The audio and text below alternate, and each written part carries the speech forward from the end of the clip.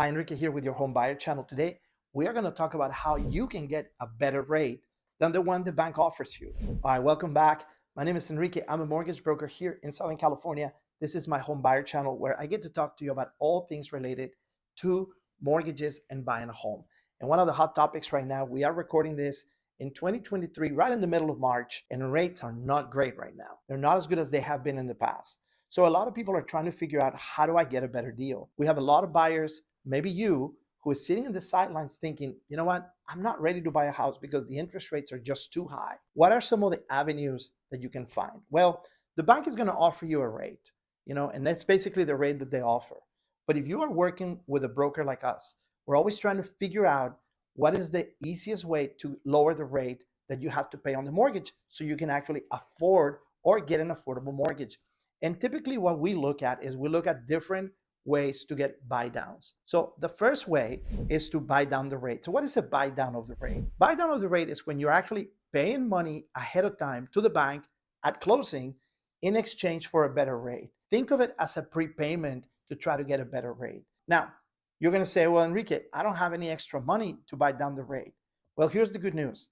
One of the most common ways to get a buy down on the rate is to have the seller actually pay for that buy down. Even though we do have some banks that are offering a buy down, the best way, the most effective way always is going to be to have the seller pay for that, whether you're purchasing a brand new build or not. Now, why would sellers want to do that? Well, they want to do that because they want to sell your house, their house. A lot of sellers, they're worried about the market too, and they're offering incentives. So if you are working with a real estate agent and that real estate agent is good and smart, he's going to be able to try to find you a house where the seller is willing to pay for the buy down. There are two kinds. One is permanent and one is temporary. What's the difference? Well, the temporary, just like the name says, it's going to buy down the rate or lower the rate for a certain period of time, usually 1, 2, or 3 years.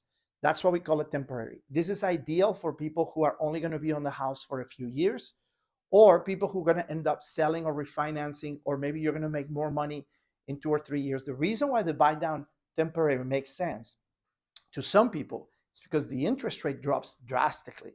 It drops up to 3% in some cases. So let's say that the FHA rate right now is 6.5%.